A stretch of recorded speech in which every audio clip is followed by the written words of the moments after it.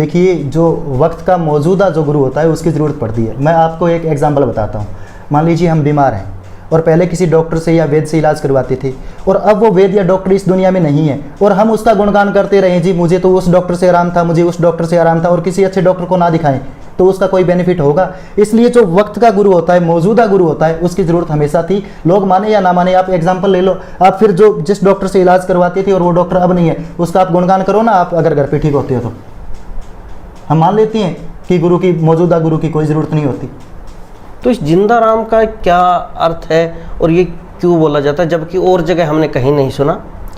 Sir, जैसे जिंदा राम का आप अर्थ पूछ रहे हो, तो साईं मस्ताना जी महाराज ने जब 1948 में आश्रम शुरू किया, तो उस समय क्या था? पाखंडवाद, मूर्ति पूजा, जड़ पूजा, ठीक है, बलि देना, ये ऐसी चीज़ें थी। और इन सभी चीज़ों से पीछा छुड़वाकर गुरुजी ने सच्चा नाम से लोगों को जोड़ा, आध्यात्मिकता से जोड़ा। और गुरुजी ने ये कहा कि पाखंडवाद है, इसको छोड़िए, और जो आप अच्छे मानवता भलाई के समाज सुधारक कार्य हैं वो कीजिए, ठीक है। और इसीलिए गुरुजी ने कहा कि जो वक्त का गुरु होता है, वक्त का जो संत होता है, वो लोगों से अच्छा काम करवा लेता है। इसीलिए ये जो नाम आया जिंदा राम की, वो हमारे से काम करवा सकता है। एक आदमी के रूप में, आदमी है लेकिन वो भगवान है, भगवान के रूप में वो हमारे से काम करवा सकता है, क्योंकि भगवान है वो भी तो किसी न किसी आदमी के रूप में आएगा ना हमारे सामने, तो इसीलिए कहा जाता है जिंदा राम। जी, बहुत अच्छे से आपने एक्सप्लेन किया इस चीज़ को, क्योंकि काफ़ी लोग जानना चाहते हैं, समाज में जाते हैं तो अक्सर ये सवाल होता है कि जिंदा राम शब्द आप क्यों यूज़ करते हैं। अच्छा, मेरा अगला सवाल आपसे कि आपने डेरा सच्चा सौदा से जुड़ने के बाद कितने मानवता भलाई के कार्य किए हैं, और क्या क्या आज आप चला रहे हैं, और क्या आज आप महसूस कर रहे हैं?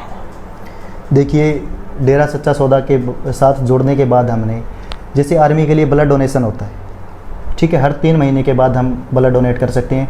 तो मैंने खुद ने अब तक 38 बार ब्लड डोनेट कर दिया है हमारी इंडियन आर्मी को, और गुरुजी के कहने पे, ठीक है। तो ये गुरुजी ने कहा पेड़ पौधे लगाओ, गुरुजी का जन्मदिन होता है तब तो लगाते हैं। गुरुजी ने एक जन्मदिन मनाने का तरीका बताया, हमें एक मेथड बताया कि देखिए बेटा, जन्मदिन दुनिया भी मनाती है, उसके अंदर क्या होता है? खाने पीने का प्रोग्राम होता है, पैसे बर्बादी है। और गुरुजी ने ये बताया कि कैसे हम पूरे समाज के लिए हमारा जन्मदिन है वो मना सकते हैं। कैसे मनाते हैं? आप पेड़ पौधे लगाइए। देखिए, हम हमारे जन्मदिन पर पेड़ पौधे लगाएंगे तो आने वाली पीढ़ियाँ हैं, ठीक है, उनको उनका बेनिफिट मिलेगा। तो ये तरीका बताया गुरुजी ने। बताया आपका जन्मदिन है या कोई विशेष दिन है तो आप किसी बच्चे का एडमिशन करवा दो, कोई बच्चा पढ़ने वाला है उसके लिए किताबें नहीं है, किताबें दिलवा दो, उसकी फीसें भर दो।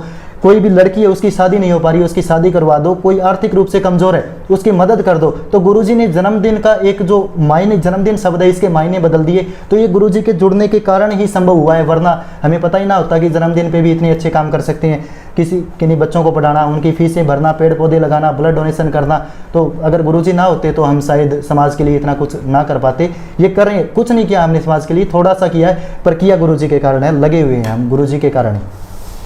अच्छा, आप जिस गांव में रहते हैं उसमें बाहुल्य किस धर्म से जुड़े लोग रहते हैं, और क्या कभी आपको उनके बीच में रहते हुए कभी कोई चीज़ का, किसी दिक्कत का सामना करना पड़ा, या आपकी वजह से किसी और को परेशानी हुई हो? देखिए सर, यहाँ पे सब सर्वधर्म संगम के लोग ही रहते हैं मोस्टली, तो हिंदू कम्युनिटी ज़्यादा है गाँव के अंदर।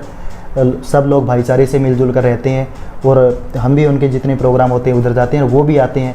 लेकिन जो आज गांव है, समाज है, वो गुरुजी की कमी कहीं ना कहीं ज़रूर महसूस कर रहा है। जितने गांव के लोग हैं, चाहे वो शाम को इकट्ठे होते हैं, बैठते हैं बस स्टैंड पे, वो कहीं भी बैठते हैं, तो कई बार चर्चा चलती है, तो वो यही कहते हैं यार, अगर सिरसा वाले बाबा होते ना तो इस बीमारी पे कंट्रोल कर लेते, सिरसा वाले बाबा होते तो यार पेड़ पौधे ज़्यादा लगते, सिरसा वाले बाबा होते तो यार हमें खून की जो कमी महसूस हो रही है आज, जैसे कोई भी पेशेंट है उसको ब्लड नहीं मिल पाता कई बार, तो कहते यार बाबा होते ना तो ये काम हो जाता।